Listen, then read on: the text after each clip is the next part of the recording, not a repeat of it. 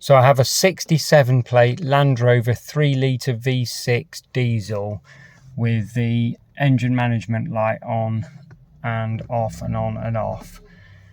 So I've invested in an Autel 808 scanner. I can see that I have a problem with the flow through my EGR B, which is I understand to be the left hand side. I've permanent code 049B and I've got a current. I've also got some exhaust gas temperature sensors showing as incorrect, but I know that those come and go depending on how hard I drive it with this current fault. So I'm not overly worried about those. I think those are caused by the lack of flow through the EGR valve, but we will find out. I'm going to erase these codes now and let's see. I'll show you what happens. So yes, let's delete, and what will happen is the permanent one will stay until such time as, here we go, look, so that is an 049 permanent, and that will stay until such time as I actually fix the problem. So let's go and have a look under the bonnet. So this is the 3 litre V6 with the low pressure EGR system, which is somewhere down in here. The cover just pulls off, sits on 4 little stoppers. We can see a little bit more now. In here is the EGR system that I've got to get to, but we've got a bit of stuff to get out before that. So that whole plastic trim there has got to come off.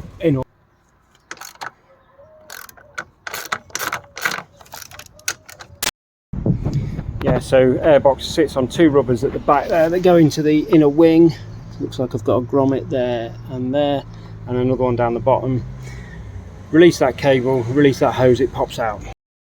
So I'm actually getting to the point I can see what I need to do now. I'm going to point with an old screwdriver. That bracket there, if you can see it, is the one that holds the EGR valve itself onto the exhaust, so that has to come off.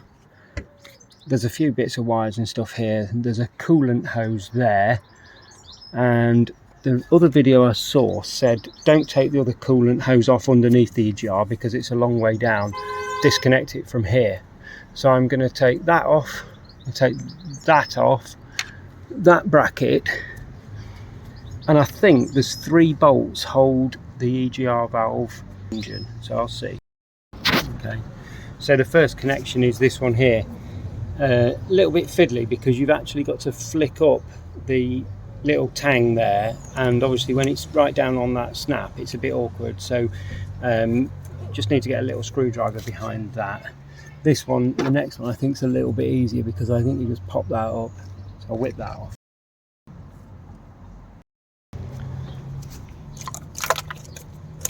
So the second bolt that holds the EGR valve on is right underneath here.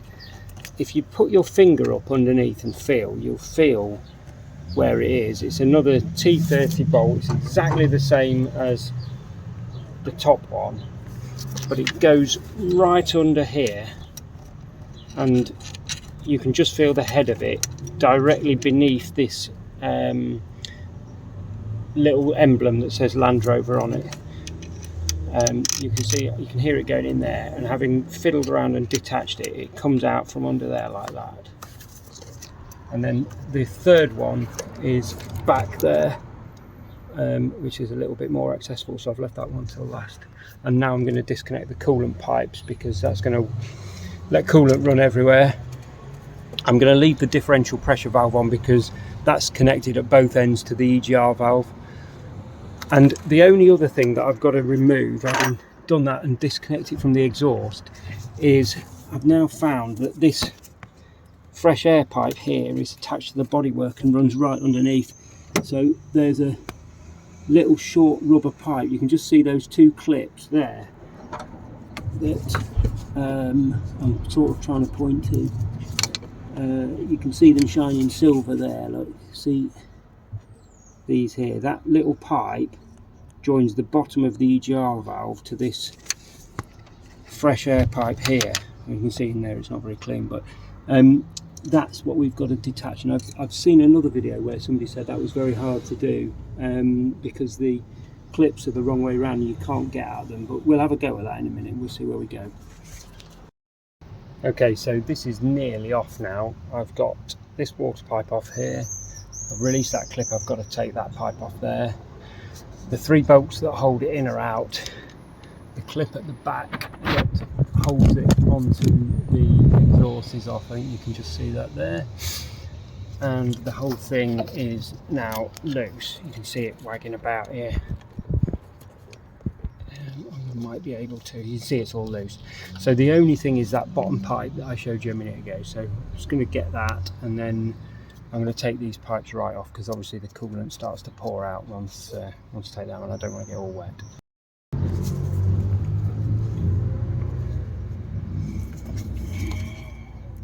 So I decided all I'm going to do is pry that up from the bottom, and as you can see that's almost at the point that it's off now, so I'm going to hopefully just pull that off. So with the EGR valve out, you can see the exhaust pipe there which feeds up. That little bracket there is that last little bolt I was talking to you about that was retained onto the EGR valve. That there is the fresh air hose after the EGR valve goes back in. I've got the water hose there and I've got the other water hose here. So it's all fairly easy once you get it out. Now I'm going to go and take it apart. So this is the unit off the vehicle. To familiarise you with it, pressure differential here. Exhaust gases go into there through that heat exchanger, which is this piece here. There's a filter, I believe, in here, which is I'm expecting to find blocked. And then this is the, I think they call it a pop-it valve, which opens and closes on demand to either circulate or not, as the case may be.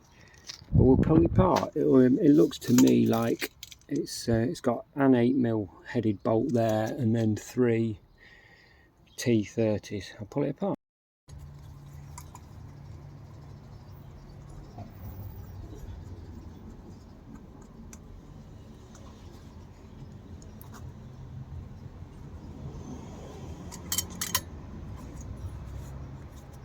Okay, so that's the bolts out. Let's have a look at this filter then. Oh, look at that. Can you see that? Absolutely solid. That's exactly what I wanted to find, and I'm confident that's going to solve the problem, at least initially. The thing I have heard about this is the reason these get sooted up is that the DPF isn't functioning correctly. So I'm concerned. I've spent 2 hours taking this off. I'm going to clean it out, put it back together, and it's going to block up again very quickly.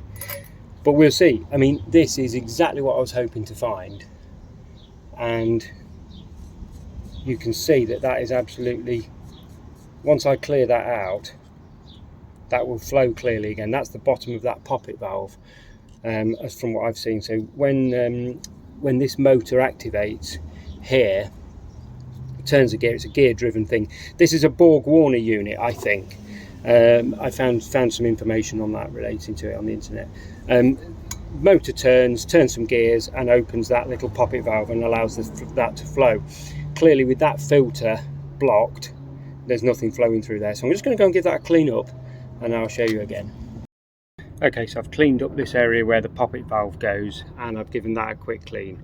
I probably, if I put that back together now, it will work, but it's not clean enough. So I'm just going to go and take that and give it a blowout.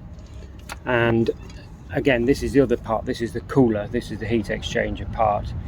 A lot of soot in there. Obviously that's the bit that comes directly up from the exhaust, and that's the end that goes through to the EGR valve itself.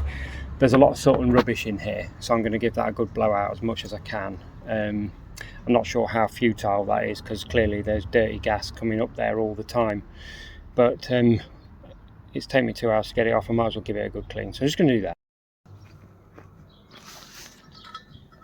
So I'm just going to blow through this.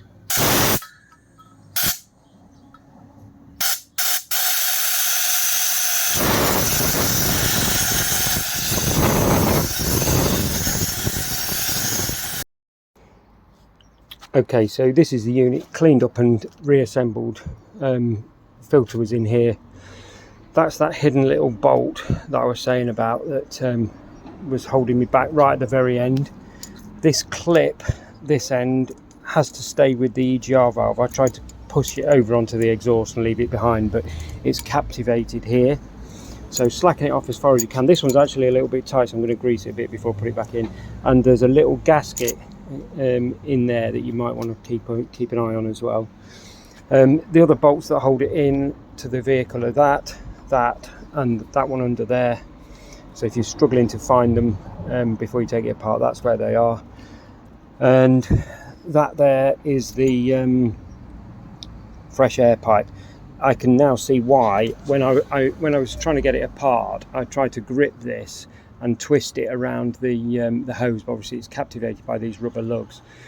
I saw another guy had actually given up with that and cut it in half and then was going to replace it, but I just popped it off, and I'm going to put a bit of grease or some lubricant on it, and hopefully it'll just pop back onto that pipe in there. So let's see how we go putting it back together. One other thing I forgot to say, this hose here is your fresh air hose that then feeds right up straight into the engine after being filtered. Put some tissue or something in that to block it, because that's a big gaping hole waiting for stuff to get dropped into it. Or drop a glove over it like that. Better safe than sorry. So the first thing for putting this back together is this annoying little hose here that joins onto the fresh air. So what I've done is taken it off completely, popped it onto the plastic hose at the bottom, and I've got my pipe grips on that. So I'm now going to introduce the EGR valve in through here, down into the hole, and then I'm just going to open that clip to drop it on, see if that works. Okay, so I tore down the EGR valve yesterday and cleared the filter, but I couldn't reset the permanent message on the trouble code. I've driven the vehicle now probably 20 miles and the trouble code has disappeared.